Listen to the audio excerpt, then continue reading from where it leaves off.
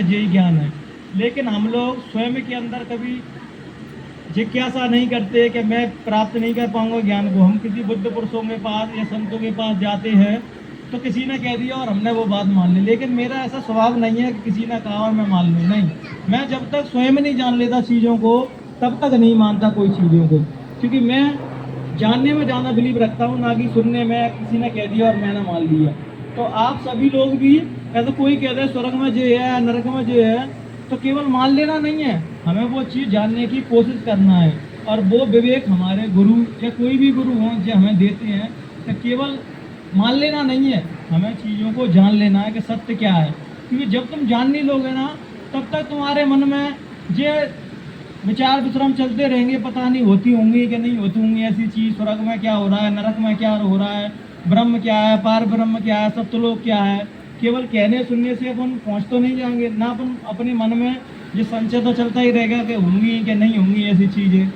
हमें साधना भजन करना है और गुरुदेव की मौज लेके वो चीज़ों को जानने की कोशिश करना। जब साधक कोई प्रेम से रोता है गुरुदेव की याद में, तो जब हम उस रूहानियत के दरवाजे खुलते हैं तो सबसे पहले आप ये नहीं समझे, सबसे पहले परमात्मा का विशाल दर्शन ऐसे होंगे मानो तीनों लोगों में उनके बस चरण ही चरण दिखाई दे रहे होंगे, आपको और कुछ दिखाई नहीं दे रहा होगा।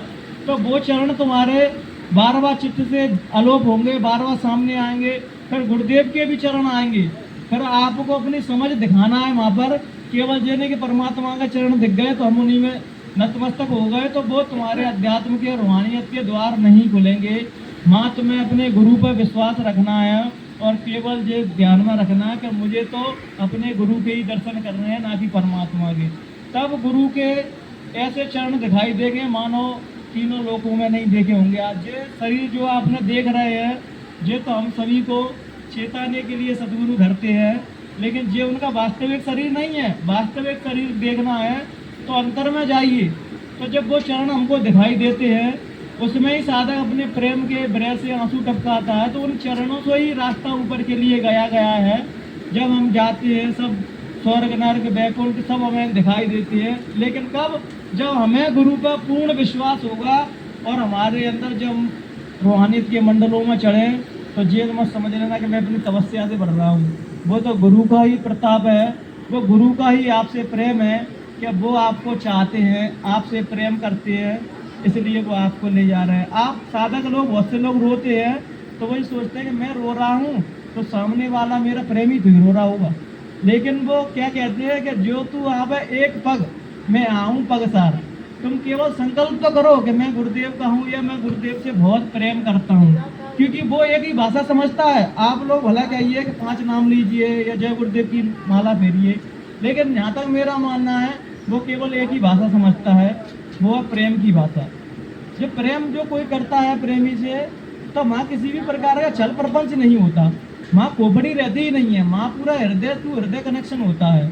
ऐसे ही जब तक हमारे अंदर गुरु के लिए प्रेम नहीं आएगा, केवल हम भजन कर रहे हैं साधना कर रहे हैं तो साधना में अभिमान भी आना स्वाभाविक है। लेकिन जहाँ प्रेम होगा वहाँ आपको अभिमान नहीं आ सकता, क्यों? प्रेम वो आता ही नहीं है। वहाँ की टर्म्स ऑफ कंडीशन ही ये रहती है, जब तक आप हृदय तल पे नहीं आओगे और आप अपने आप को अबोध बालक घोषित ना कर दोगे कि मैं तो कुछ नहीं जानता। मैं जब भी भजन करता हूँ तो मैं ये कभी नहीं कहता कि मैं बहुत भजनानंदी हूँ या मैं कुछ पाना चाहता हूँ। मैं तो मेरा काम केवल बैठना है, ले जाना ना ले जाना आपका काम है। और मैं संसार में हूँ तो मुझ में तो अवगुण हमेशा ही रहेंगे, लेकिन आप कोई ना कोई मेरी चीज़ से रीझ जाओ, ये आपकी करुणा है। और वास्तव में सच बता रहा हूँ, हम सभी लोगों में ऐसे कोई गुण नहीं है जिससे अपन गुरु महाराज अपन से रीझ जाए। लेकिन फिर भी हमको जब हम भजन करते हैं, जब गुरु के लिए रोते हैं, तो उनका काम, संतों का स्वभाव ही होता है, सहज सरल स्वभाव रहता है कि अगर तुम उनको अपना एक बार मान लो फिर वो तुम्हारे साथ सब कुछ कर देते हैं। जब राम जी के पिता के पुत्र नहीं हो रहे थे, सभी ने कह दिया कि महाराज आपके युग में पुत्र शुभ है ही नहीं है। तो उनने गुरु वशिष्ठ जी से पूछा कि महाराज आप बताइए, आप तो हमारे कुल गुरु हैं, क्या हमारे संतान सुख होगा या नहीं होगा? तो उन्होंने कहा महाराज आप संतों के चरणों में जाइए और उनसे आशीर्वाद लीजिए तो भले हो जाए। नहीं वैसे मैं जब देख रहा हूँ आपके पढ़ रहा हूँ भाई खाते, तो उनमें तो नहीं लिखा कि आपके पुत्र सुख मिलेगा। तो वो जाने लगे जंगलों में संतों के पास। तो विश्वामित्र नाम के ऋषि तपस्या कर रहे थे, तो उनके अंदर क्या एम आया कि वो राजसी ठाट बाट के साथ संतों के पास जाना चाह रहे थे। तो उनके गुरु ने वहीं रोका कि राजन, जब किसी संत के पास जाओ, किसी साधक से मिलने जाओ, तो राजसी ठाट बाट लेके मत जाना उनके पास, कि जो तुम्हें मिल भी रहा होगा वो भी नहीं मिलेगा। तो उनके गुरुदेव कैसे जाएं कि नंगे पैर जाना, और जब वो भजन कर रहे हों तो उनके चरण पकड़ के आप रोने लगना, क्योंकि सब काम रोने से ही हो जाते हैं। तो जैसे ही वो भजन कर रहे थे, उनके चरण पकड़ के वो रोने लगे। तो उन्होंने कि बताइए क्या चाहिए, कि महाराज पुत्र सुख है नहीं मेरे जीवन में। तो उन्होंने चार पुत्रों का वरदान दे दिया। संतों के पास जो जाता है और सच्चे हृदय से, वास्तव में सच मानना हकीकत बात, सच्चे हृदय से अगर आप जाओगे, किसी भी संत के पास जाओगे, तो आप कभी खाली हाथ लौट के नहीं आओगे।